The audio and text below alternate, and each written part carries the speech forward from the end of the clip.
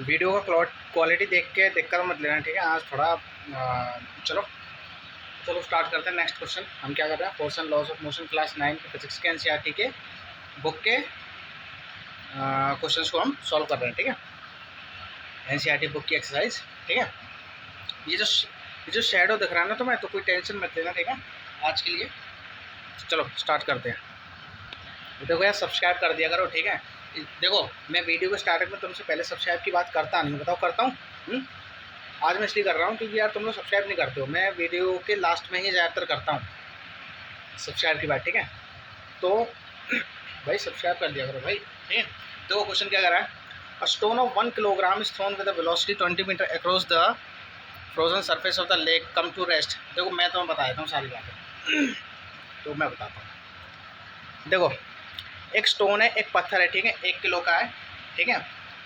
तो एक स्टोन है, ठीक है। उस स्टोन को वो होता है ना, क्या कहते हैं, लेक जो होता है, लेक जो ठंडे ठंडे इलाके जो होते हैं ना, जहाँ पे बर्फ़ की धरती होती है ना, मतलब कि बर्फ़ जमी रहती है वहाँ पर, है ना। लेक जो लेक होता है उसके ऊपर जो बर्फ़ जम जाती है ना, जिस पे क्या कहते हैं, स्केटिंग करते हैं, स्केटिंग वगैरह करते हैं, उसे कहते हैं लेक, ठीक है। वहाँ पर बर्फ़ रहती है, ठीक है, स्केटिंग करते हैं ना उस पर, अच्छा स्लाइडिंग करते हैं, सॉरी। तो हुआ क्या है कि 1 किलोग्राम के मास वाले पत्थर को फेंका गया है 20 मीटर पर सेकंड की वेलोसिटी से, ठीक है। और वो पत्थर जो है लेक पे गिर चुका है और घिसता घिसता आगे को गया है, ठीक है। घिसता घिसता आगे को गया है, मतलब कि उसने डिस्टेंस कितना ट्रैवल किया है, क्या 50 मीटर। तो अब उस पर फ्रिक्शन फोर्स कितनी लग रही होगी, हमें ये निकालनी है, ठीक है। उस पर फ्रिक्शन फोर्स कितनी लग रही होगी हमें ये निकालनी है, ठीक है। तो देखो क्या करेंगे, ठीक है भाई। तो देखो उस पर फ्रिक्शन फोर्स कितनी लग रही होगी, ठीक है। देखो सबसे पहले डायग्राम बनाओगे, छोटा सा बताओ, डायग्राम बनाओगे। देखो किसी बंदे ने कोई आइस फेंकी, एक आइस फेंकी और वो आइस जाकर गिर के ग्राउंड, मतलब आइस सॉरी, वो क्या कहते हैं स्टोन, यहाँ से जाकर वो यहाँ पर जाकर रुक गया। यहाँ से मूव कर रहा था और यहाँ पर जाके रुक गया, ठीक है। इसने कितना डिस्टेंस ट्रेवल किया यहाँ से यहाँ तक, ये आइस है, ठीक है। इस बंदे ने एक पत्थर को फेंका और धरती पर गया वो, मतलब कि उस लेक पर गिरा जो कि बर्फ़ का होता है, फिर यहाँ से खिसकता खिसकता आगे को जाकर वो पत्थर रुक गया, ठीक है। यहाँ से यहाँ तक का डिस्टेंस इसने कितना कवर किया, 50 मीटर, ठीक है। और कितने किलो का पत्थर था, अच्छा देखो ये हो गई सारी बातें। अब जो जो चीज़ें गिवन है वो गिवन लिख लो, सॉल्यूशन। देखो मास कितना दिया पत्थर का, 1 किलोग्राम, बोलो सही है।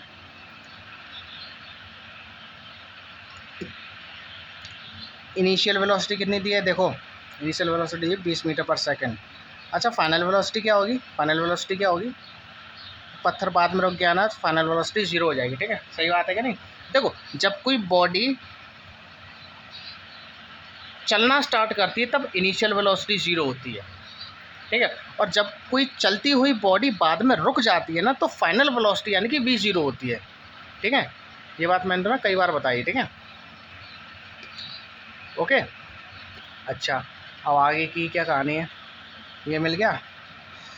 अच्छा तो हमें निकालना है बेटा फोर्स, मुझे निकालना है फोर्स। अब देखो अब मैंने सोचा मुझे देखो फोर्स का फॉर्मूला वही लगेगा सेम, F=ma, ठीक है, वही लगेगा, ठीक है।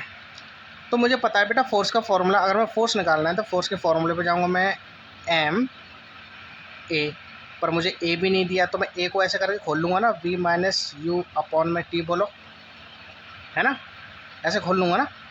तो देखो मास तो मेरे पास है, फाइनल वेलोसिटी है, इनिशियल वेलोसिटी, अरे टाइम नहीं है, तो अब मैं क्या करूँ भाई, अब मैं क्या करूँ, अब मैं टाइम कैसे निकालूँ। तो मेरे पास देखो 3 इक्वेशन थी, उनमें से जो पहली वाली इक्वेशन है उसे तो मैं यूज़ नहीं कर सकता हूँ। बताओ कि कौन सी इक्वेशन कब यूज़ होगी, इस चीज़ को सीखो। क्वेश्चन समझ गए कि नहीं। देखो मुझे मास दिया था, इनिशियल वेलोसिटी दी है, फाइनल वेलोसिटी दी है और एफ पूछा है। तो एफ पूछा है ना, तो सबसे पहले मैंने क्या किया, मैं एफ वाले फॉर्मूले पे गया, तो एफ का फॉर्मूला होता है मास इनटू में वेलोसिटी, सॉरी मास इंटू में एक्सेलरेशन, ठीक है। एफ इक्वल टू एम में होता है ना, तो मैंने एम तो लिख दिया, ठीक है, क्योंकि मुझे एम की वैल्यू पता है, लेकिन मैंने उसके इनटू में ए नहीं लिखा। ए मैंने क्यों नहीं लिखा? क्योंकि मुझे ए दिया नहीं है। तो मैंने क्या किया, ए को खोल के लिख लिया, है ना। एक्सेलरेशन फॉर्मूला होता है ना वी माइनस यू अपॉन में टी, तो मैंने ए को खोल के लिख लिया। खोल के क्यों लिखा? खोल के इसलिए लिखा क्योंकि हो सकता है एक्सेलरेशन के फॉर्मूले में सारी चीज़ें हों जिससे कि मैं उससे वैल्यूज़ को डाल दूं और मुझे एक्सेलरेशन भी मिल जाए। मास तो मेरे पास है ही। तो जब मैंने एक्सेलरेशन का फॉर्मूला खोला तो मेरे पास v है, u है, पर मेरे पास टाइम नहीं है। अब मेरे पास टाइम की समस्या आ गई, तो अगर मुझे टाइम मिल जाए तो एक्सेलरेशन मिल जाएगा, एक्सेलरेशन मिल जाएगा तो acceleration into m is equals to force आ जाएगी मेरे पास। बताओ इतनी बात क्लियर है कि नहीं? अब मैं टाइम कैसे निकालूं? अब मैं टाइम कैसे निकालूं? तो देखो मेरे पास 3 इक्वेशन हुआ करती थी, बोलो 3 इक्वेशन होती थी ना, कौन कौन सी? v is equals to u plus a t, s is equals to u t plus half a t का square, v square is equals to u square plus 2as। मुझे टाइम चाहिए बेटा, टाइम, ठीक है। तो टाइम मैं कहाँ से निकाल सकता हूँ? देखो क्या फर्स्ट इक्वेशन अप्लाई हो जाएगी क्या? देखो v दिया है, u भी दिया है, a तो मुझे चाहिए ही। अरे a तो मुझे चाहिए ना। अरे क्या होता है formula, f is equals to m a होता है ना। ए तो मुझे चाहिए, अगर मुझे ए चाहिए तो एक्सेलरेशन फॉर्मूला क्या होता है? वी माइनस यू अपॉन में टी। वी है, यू है, बट टी नहीं है। ए चाहिए, ए चाहिए। अच्छा ये इस इक्वेशन से अगर मुझे ए चाहिए तो मुझे वी यू तो मुझे दिए हैं, तो मुझे टाइम पता होना चाहिए, बट टाइम मेरे पास नहीं है। तो मेरा देखो एक्सेलरेशन निकालने का, देखो सबसे पहले मुझे टाइम पता होना चाहिए कि मतलब मुझे टाइम निकालना है। अरे एक्सेलरेशन के फॉर्मूले में नीचे टाइम से डिवाइड हो रहा है कि नहीं? तो मुझे टाइम मिलेगा जभी तो मैं एक्सेलरेशन निकाल पाऊँगा। बताओ सही है क्या? अरे तभी तो मैं एक्सेलरेशन निकाल पाऊँगा, जभी तो निकाल पाऊँगा। तो चलो ये तो नहीं हो पाएगा। अच्छा चलो ठीक है। तो फिर मैंने सोचा अब मैं एक काम करता हूँ भाई, देखो मैं यहाँ से टाइम तो मिल नहीं पाया क्योंकि v तो है, u भी है, बट a नहीं है। a नहीं है मेरे पास, और a के लिए मुझे टाइम चाहिए, है ना। तो ये नहीं हो पाएगा। अच्छा फिर सेकंड पर गए तो देखो यहाँ पर भी t है, यहाँ पर भी t है, एक्सेलरेशन है ही नहीं। फिर मैं इस तीसरे फार्मूले पे गया बेटा। अरे तीसरे फार्मूले पे तो देखो बात ही बन गई, तीसरे फार्मूले पे तो बात ही बन गई। यहाँ पर तो a, यहाँ पर तो देखो v है मेरे पास, u है, s भी है, और a निकाल लूँगा। लो यहाँ से मुझे मतलब कि f is equals to m, मुझे इसे अब इस तरह से खोलने की ज़रूरत ही नहीं है। मतलब कि ये जो पूरा a है ना, ये जो पूरा a है, ये पूरा a मुझे कौन सी इक्वेशन में मिल जाएगा? थर्ड इक्वेशन में। यहाँ से निकाल लूँगा। लो अब टाइम भी नहीं निकालना मुझे, यानी तो इक्वेशन को देखा करो, ठीक है। इक्वेशंस देखा करो कि कौन सी अप्लाई हो सकती है। देखो मैंने क्या सोचा था, मैंने ये सोचा था कि भैया फोर्स का formula F is equals to m a होता है F is equals to m a होता है, ठीक है। तो मेरे पास m तो था लेकिन a नहीं था। फिर मैंने सोचा भाई मैं a कैसे निकाल सकता हूँ, तो फिर मैंने सोचा कि भाई a का फॉर्मूला भी होता है v माइनस यू अपॉन में t, यानी कि मुझे a चाहिए कैसे भी करके। अब a के लिए मुझे v चाहिए, u चाहिए और t चाहिए, है ना। तो फिर मैं 3 इक्वेशन पे गया।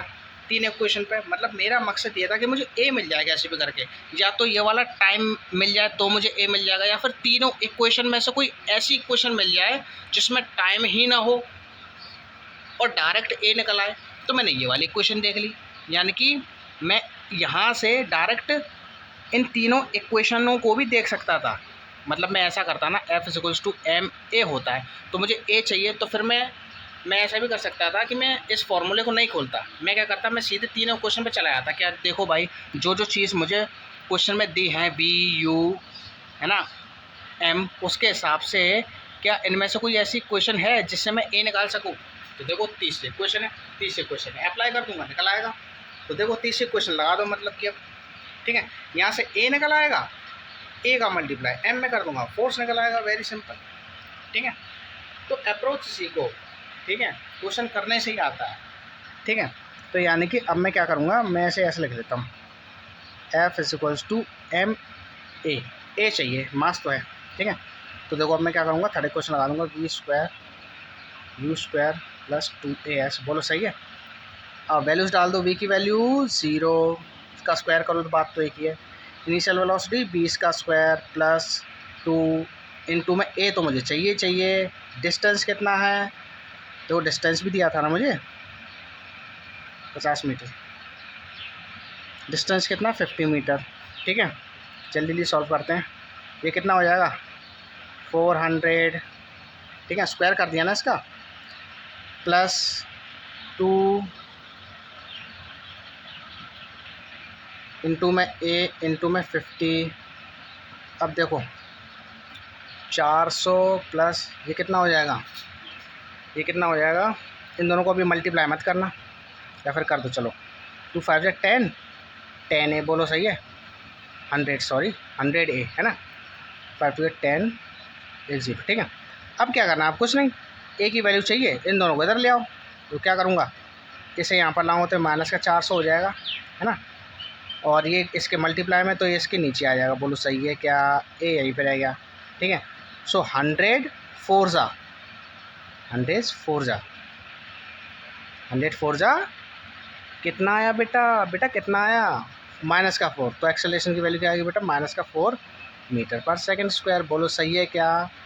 अब लो एक्सेलरेशन आ गया, एक्सेलरेशन की वैल्यू उसमें डाल दो, तो देखो F = ma होता है, m की वैल्यू 1 और एक्सेलरेशन कितना है माइनस का 4, कितना आ जाएगा माइनस का 4 न्यूटन। लो भैया, माइनस का साइन क्यों आया है, क्योंकि ये एक फ्रिक्शनल फोर्स है, ये एक फ्रिक्शनल फोर्स है। फ्रिक्शनल फोर्स हमेशा मोशन के अपोजिट डायरेक्शन में लगती है। यहाँ पर माइनस का साइन इंडिकेट कर रहा है कि फोर्स जो है मोशन के अपोजिट डायरेक्शन में है। मैंने तुम्हें कई बार बताया है, अगर फोर्स मोशन के डायरेक्शन में होती है तो वो फोर्स प्लस की होती है, अगर मोशन का डायरेक्शन और किसी फोर्स का डायरेक्शन अपोजिट होता है तो फोर्स नेगेटिव माइनस के साइन आती है, यानी कि उल्टी दिशा को इंडिकेट करता है माइनस का sign, because it is a vector quantity. बात हुई कि नहीं हुई क्लियर, देख लो, छाप लो, जल्दी से स्क्रीनशॉट ले लो, 1 2 3 नेक्स्ट पे आ जाओ। चलो नेक्स्ट क्वेश्चन क्या है, तो बेटा ये 6 के बाद मैं 8वां क्वेश्चन करवा रहा हूँ, ठीक है। 7th वाला क्वेश्चन भी मैं तुम्हें करवा दूंगा, ठीक है, वो मैं लिखना भूल गया हूँ इसमें, ठीक है, अचानक से वो 8 वाला ही लिख गया है, ठीक है। तो 6 8 9, ठीक है, रहा 7 भी मैं आपको करवा दूंगा, ठीक है। तो 6 के बाद सीधा 7 ना चलकर 8 देखते हैं, ठीक है। तो देखो बहुत सिंपल क्वेश्चन है ये भी, देखो बेटा, देखो an automobile vehicle has mass of 1500 kilogram. एक गाड़ी है बेटा, एक गाड़ी है जिसका मास कितना है 1500 किलोग्राम, जिसका मास कितना है 1500 किलोग्राम, ओके। अच्छा, what must be the force between the vehicles and the road if wheel is to be stop with negative acceleration. बताओ कितने कितने सिंपल क्वेश्चन हैं ये। देखो बेटा गाड़ी चल रही थी, ठीक है, गाड़ी चल रही थी, डायग्राम बना दूँ, गाड़ी चल रही थी ऐसे करके, और आगे जाके इस बेचारी को भी रुकना पड़ा, ठीक है, गाड़ी चल रही थी और इसे भी आगे रुकना पड़ा। देखो मैंने तुम्हें कई बार बताया कि जब भी कोई चीज़ रुकती है तो उस पर एक फोर्स लगती है, ठीक है। मोशन के अपोजिट डायरेक्शन में अगर कोई फोर्स लग रही है तो बॉडी रुकती है, ठीक है। मोशन के, तो मोशन ऐसे हो रहा था, फोर्स ऐसे लगी होगी तभी तो बॉडी रुकेगी। ये फोर्स का डायरेक्शन, ये मोशन का डायरेक्शन, तो फोर्स और मोशन का डायरेक्शन जब भी अपोजिट होता है तो क्या होता है, बॉडी क्या होती है, बॉडी रुकती है। और जब सेम डायरेक्शन में फोर्स और मोशन होते हैं तो बॉडी तेज़ होती है, स्पीड बढ़ती है उसकी, ठीक है। तो वो पूछ रहा है कि अब इस पर कितनी फोर्स लग गई। अब देखो यहाँ से किसी ने रोका तो है नहीं, यहाँ से किसी ने रोका नहीं है, ये अपने आप रुकी है, ये अपने आप रुकी है। बात समझ में आ रही है, ये अपने आप रुकी है। या तो ऐसे छोटी वाली कार मान लो, छोटी वाली कार तो हो नहीं सकती, बड़ी वाली हो सकती है, ठीक है। हो सकता है पेट्रोल ख़त्म हो गया हो, ऐसा हम लोग हो सकता है इसका पेट्रोल ख़त्म हो गया हो, ठीक है। आगे वाले बंदे ने इसे खींचते खींचते खींचते खींचते लेके आया हो, अरे वैसे बांध लेते हैं ना, पेट्रोल ख़त्म हो जाए तो पीछे रस्सी लगा के कोई आगे वाला जो ऑटो वोटो जो कुछ भी है वो से खींच के लेके जाता है ना कार को, ऐसा हुआ है। रस्सी लेकिन बीच में टूट गई है, रस्सी टूट गई है तो बाद में रुक गई है। अब ये रुकी कैसे है? रुकती तो कोई चीज़ जब है जब कोई ऐसी फोर्स लग जाए जो मोशन के अपोजिट डायरेक्शन में हो। अब यहाँ पर ऐसी कोई फोर्स है नहीं, तो फोर्स हो क्या सकती है? अरे फ्रिक्शन फोर्स हो सकती है ना। फ्रिक्शन फोर्स कौन सी होती है? जो सरफेस के बीच में होती है, मतलब टायर्स और धरती के बीच में जो फोर्स होती है ना, वो होती है फ्रिक्शन फोर्स। और ये हमेशा हमेशा अपोजिट डायरेक्शन में लगती है मोशन के। मोशन के अपोजिट डायरेक्शन में लगने की वजह से ही गाड़ी रुक जाती है अपने आप, ठीक है। ऐसी बॉल को अगर तुम ऐसे ढरका दो, अपने आप रुक जाती है ना, कि नहीं? तो अपोजिट डायरेक्शन में दोनों अर्थ और बॉल के सरफेस के बीच में क्या लगती है? फोर्स लगती है, फ्रिक्शन फोर्स उसे कहते हैं, ठीक है। तो फ्रिक्शन फोर्स ही पूछ रहा है इसने, लेकिन ठीक है। और हाँ, और इसने एक्सेलरेशन भी दिया, एक्सेलरेशन दिया है 1.7 मीटर पर सेकंड स्क्वायर। नेगेटिव एक्सेलरेशन बोला है इसने, नेगेटिव एक्सेलरेशन है 1.7 मीटर पर सेकंड स्क्वायर, ठीक है। तो सही भी बात है, नेगेटिव एक्सेलरेशन ही तो होगा, नेगेटिव एक्सेलरेशन ही तो होगा। अगर तुम लोग देखो सारे लेक्चर को लेक्चर वाइज देख रहे हो, वीडियोस को लेक्चर वाइज देख रहे हो, तो तुम्हें कहीं भी प्रॉब्लम नहीं आएगी। बीच बीच में ऐसे देखते होगे तो भाई प्रॉब्लम आनी है। इसलिए कहता हूँ पहले कंसेप्ट पढ़ो, उसके बाद क्वेश्चन किया करो, ठीक है। देखो भाई, तो सॉल्यूशन है, क्या क्या दिया है बेटा? एक्सेलरेशन दिया है 1 मीटर पर सेकंड स्क्वायर। अब क्योंकि नेगेटिव एक्सेलरेशन कह रहा है, यानी कि एक्सेलरेशन कैसा होता है? जब भी मोशन और फोर्स अपोजिट डायरेक्शन में होती है तो एक्सेलरेशन भी नेगेटिव होता है, यानी कि नेगेटिव हम माइनस का साइन लगाकर भी कह सकते हैं, ठीक है। नेगेटिव एक्सेलरेशन मतलब माइनस का 1.5 मीटर पर सेकंड स्क्वायर, ठीक है। ये बात समझ में आ रही है? माइनस क्यों लगा? क्योंकि एक्सेलरेशन भी भाई, अरे बॉडी रुकी है ना, अरे यार बॉडी रुकी है ना ऐसे करके। अगर बॉडी रुकेगी तो उसकी स्पीड कम होगी ना, वेलोसिटी कम होगी ना। और वेलोसिटी अगर कम होती है ना, वेलोसिटी अगर कम होती है, डिक्रीज होती है, तो एक्सेलरेशन की वैल्यू नेगेटिव आती है। कई बार बताया मैंने, इसलिए नेगेटिव एक्सेलरेशन बोला है क्वेश्चन में, ठीक है। या फिर अगर ये नेगेटिव एक्सेलरेशन नहीं भी बोलता ना, तो भी हम माइनस में ही लेते, क्योंकि हमें पता है एक्सेलरेशन भी एक वेक्टर क्वांटिटी है, डायरेक्शन डिपेंडेंट क्वांटिटी है वो भी, ठीक है। तो हम उसे माइनस में ले लेते, ऐसे समझ लिया। फोर्स और इन दोनों का डायरेक्शन अपोजिट हो तो एक्सेलरेशन नेगेटिव, सेम डायरेक्शन हो तो पॉजिटिव, ठीक है। चलो, एक्सेलरेशन दिया है, मास भी दे दिया, बताओ उसमें क्या करना है? फ्रिक्शन फोर्स निकालनी है। ये लो, फ्रिक्शन फोर्स ऐसे लिख सकते हैं, force of friction m a. Mass कितना है? 1500। एक्सेलरेशन माइनस का 1.7 निकाल लो। अब चलो मल्टीप्लाई कर लेते हैं, 1.7, 0 0 5 7 35, सही है ना। और 7 8 9 10, ओके। कितना बचा? 0 0 5 1, तो 0 5 5 2, एक के बाद पॉइंट है, तो ये हो जाएगी वैल्यू सिर्फ 2550। देखो भाई, 2550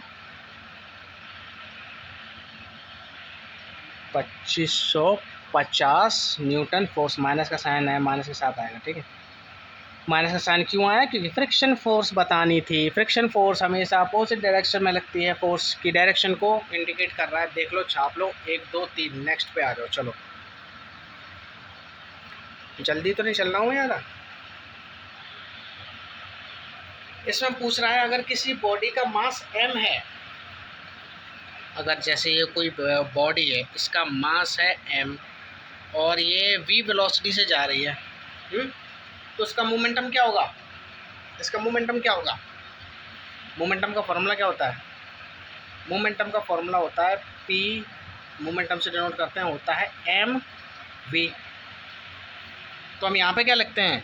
बॉडी का मास। तो बॉडी का मास क्या बोला है इन्होंने? बॉडी का मास m ही बोला है, तो m की जगह m रख दिया।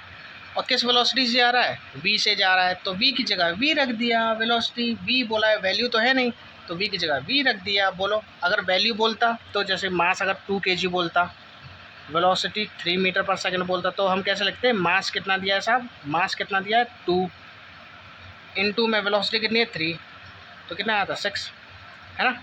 लेकिन इसने क्या बोला है, मास m ही है, वेलोसिटी v ही है, तो मास की जगह मास रख दो, तो लो भैया मास की जगह मास इतना, और किस वेलोसिटी से आ रहा है, वी वेलोसिटी से, तो वेलोसिटी की जगह वी लिख दो, तो क्या आ गया एम वी, है ना। तो ऑप्शन कौन सा ठीक होगा, ये वाला एम वी। लो भैया क्या था इसमें, एम वी स्क्वायर नहीं होगा, हाफ एम वी स्क्वायर नहीं होगा, एम वी का होल स्क्वायर भी नहीं होगा, है ना। बात आएगी नहीं समझ, ठीक है। और सब्सक्राइब कर दो भाई, सब्सक्राइब कर दो, सब्सक्राइब कर दिया करो, शेयर कर दिया करो, शेयर जरूर किया करो दबा के, ठीक है, शेयर जरूर किया करो। ओके, पढ़ाई करते रहिए, ऑल द बेस्ट।